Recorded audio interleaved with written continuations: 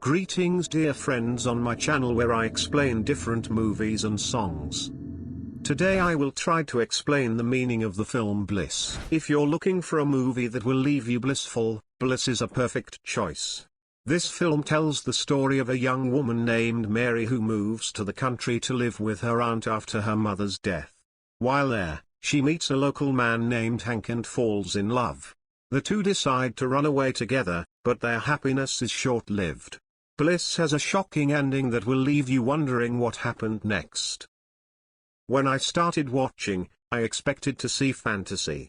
But I was disappointed when I realized that the film is more of an allegory and a social drama.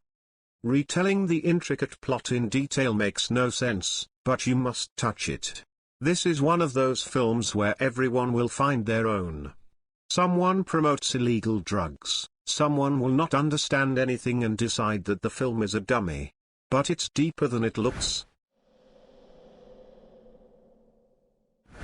Greg Whittle works in a call center. He does not invest in his work and spends time drawing sketches of distant places and figures that seem to be a figment of his imagination. Greg's boss calls him to a meeting and tries to put it off. Eventually, his boss fires him, and in a freak accident, Greg kills him. He hides the body and heads to the bar, where he meets Isabel, who looks like the woman in his drawings but is enveloped in a free spirit. Isabel tells Greg that their world is a simulation and that the people around them are fake. Greg is visibly confused, but the idea of a carefree demeanor brings him closer to Isabel. Isabel and Greg consume yellow crystals, a drug that gives them the power to change the laws of physics. Encouraged by their newfound power, Greg and Isabel embark on a carefree journey as they relieve the pressures of life and try to understand the meaning of existence. As the simulation approaches Greg and his daughter's heady moment of confrontation, Isabel picks up some blue crystals that can transport them to blissful reality. However, they lack the required amount but continue with their plan. Once Greg receives the crystals through a strange metal device, he is taken to a lab where he is connected to a mind visualization device. Isabel and Greg are scientists in this reality who experiment with simulations to acknowledge their privileges while exploring brutal truths. Below is a description of my understanding of the painting. This is a personal perception, so my opinion may differ from the ideas of the authors and someone else's opinion. So, the film shows the life of a seriously ill person with schizophrenia. Most of the picture takes place at the stage of exacerbation of the disease caused by a nervous breakdown resulting from problems at work and in personal life. The protagonist, Greg Whittle, works for an IT company that he grotesquely perceives as technical problems. That's what it's called in his head, and Greg's entire job is Groundhog Day with phone calls and solving technical problems. He is already relatively advanced but still sits on technical support, albeit in a separate office. The person is talented, as he draws very well with his left hand, a sign of a creative person. But his talent, unfortunately, was never realized in life. Greg is an escapist. He lives in his fantasies in an affluent coastal area in a luxurious villa. Greg constantly draws these pictures, running away with his thoughts in his fictional world. For him, it is more accurate than real. Because of this, Greg often gets in trouble at work. He misses calls and sometimes indistinctly answers. The authorities are unhappy with them. The hero suffers from the breakdown of emotional reactions and thought processes, schizophrenia. One day, Greg ran out of pills he took, and he could not buy a new portion promptly, and his condition worsened even more. With the hero's family, too, not everything is going smoothly. He is divorced and blames himself for the breakup of the family. And he cannot come to his daughter's graduation, afraid to meet his ex-wife once again and feel all the pain of his responsibility. From which he is also distraught. And at this worst moment in the life of our protagonist, they are called to the director. He tells Greg the most unpleasant news about his dismissal. Greg is going crazy. The sick perception of the character has already distorted all subsequent events. Therefore, it isn't easy to vouch for their reality, and one can only assume what is real and what is not. Greg's boss dies in an accident. Moreover, these events are likely already the fruit of the protagonist's fantasy. Later Greg will see his director alive and unharmed.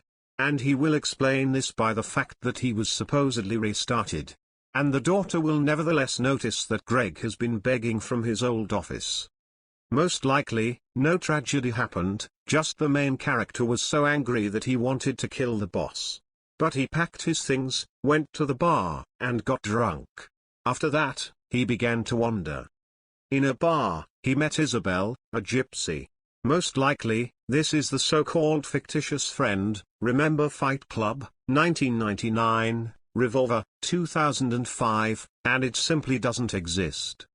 As proof of this theory, they, along with Isabel, call everyone else not real.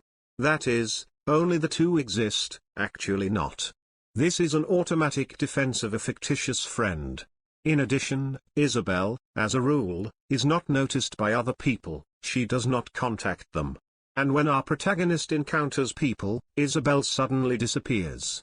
That is a cafe. When Greg was trying to buy lunch for two, a gypsy suddenly got into an unfamiliar car and left somewhere. Then when Greg's daughter, Emily, finally finds her father, Isabel also goes to someone for crystals. That's when the police take them. Isabel returns to another world, and Greg has to run away alone. Plus, the gypsy strangely reads all of Greg's thoughts and knows all the events that happened to him. Which once again proves that Isabel is just a figment of fantasy. Greg has a stormy day with his new girlfriend, who is that one woman of her dreams. They are having fun at the skating rink. But all this turns out to be just an illusion.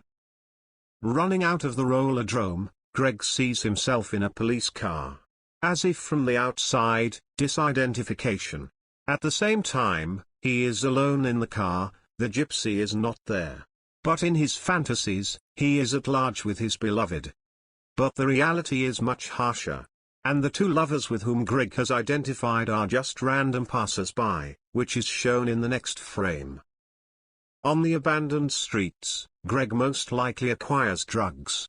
With Isabel, they take the wrong dose of blue crystals, popularly called salt. After that, the main character and his girlfriend enter the land of dreams. The protagonist tries to justify his unsuccessful life with a scientific experiment. It turns out that his whole fate is just a kind of computer game that people are forced to play so that they feel the difference. Being an IT person, he comes up with a situation similar to the Matrix in which he finds himself. Unfortunately, our couch film critics take this stereotyped nonsense as the film's main idea. But we then understand that this is not so. The fictional world starts to crumble rather quickly. Some protesting people and elements from the old world appear in the hall. Moreover, the whole new world is very much in common with the old one. Most likely, the natural world became the prototype of the fictional one, but not vice versa. Daughter Emily talks to him like a child, well, or mentally ill. She says that he has children, his mind is confused, he does not understand what is happening, and that both of his worlds are fictional to some extent.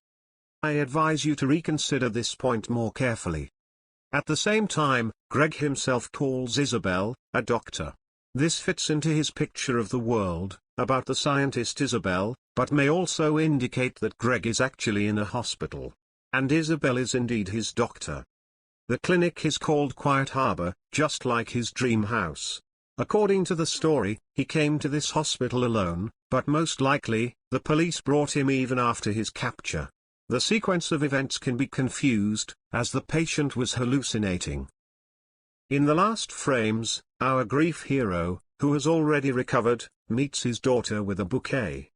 This is the first level of understanding the film. The second, as I said above, lies in a religious context. Our visible world is just what our brain's neurons draw for us, what we perceive due to certain cause and effect relationships. This hallucination is called karmic vision. our immortal soul, Atman, or the stream of mind, for in Atman religions, is only identified with the manifested world and is involved in it, as in a game. For development, purification, improvement, for knowledge. And what we remember will be our reality. In a more profound sense, any world is only fictional, which is what Emily says. Therefore, I recommend reading the parable of Maya to understand the second level. Well, or Palevin's book Chapaif and Emptiness, in which the plot is quite similar to our film. When Greg is transported into a reality that resembles the world in his drawings, he realizes that he is in a privileged position. He is a scientist like Isabel, who is inventing a mind visualization device. Greg and Isabel spend time in the ancient world, enjoying their bliss. They interact with wealthy people at parties, even in the presence of the holographic Slavoj Žižek, a famous philosopher. Unfortunately, their heavenly life is hampered by a glitch in their reality, and they resort to yellow crystals to avoid dissonance. In a hasty attempt to escape, Isabel and Greg absorb the blue crystals, which transport them back to the battered streets of Los Angeles. The stark differences between the two realities portray the class conflict in the film as a social commentary.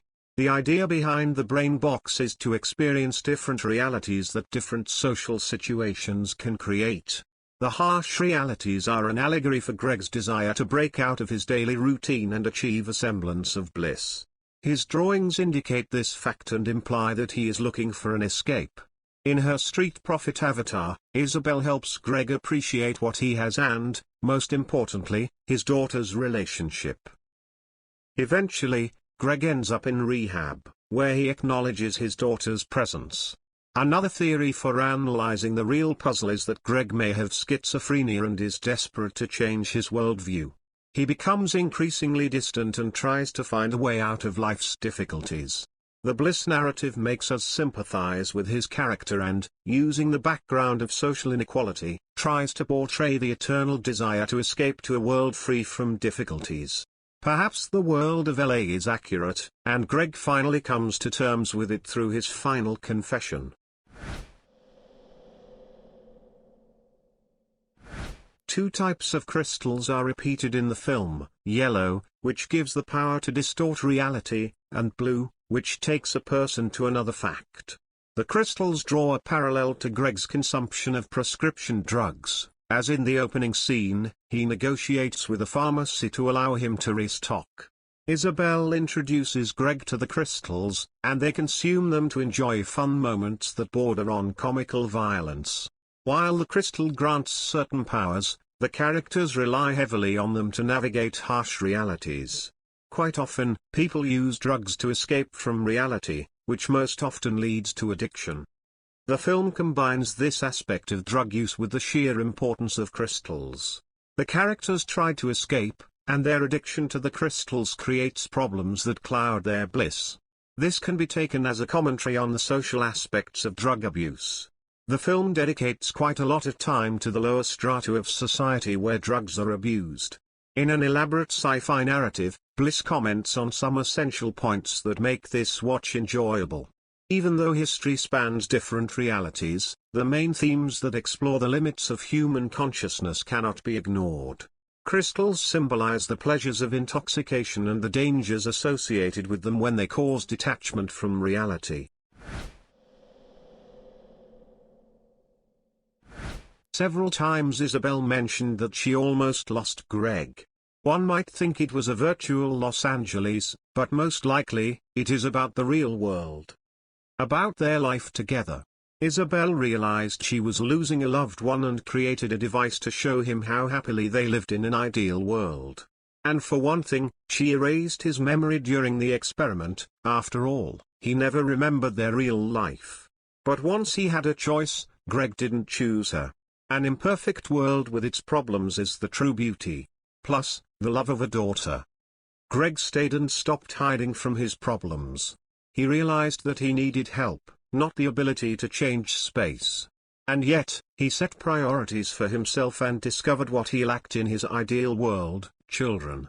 And the daughter was more important than Isabel. Thank you for watching. If you like it, please like and subscribe to the channel. See you soon.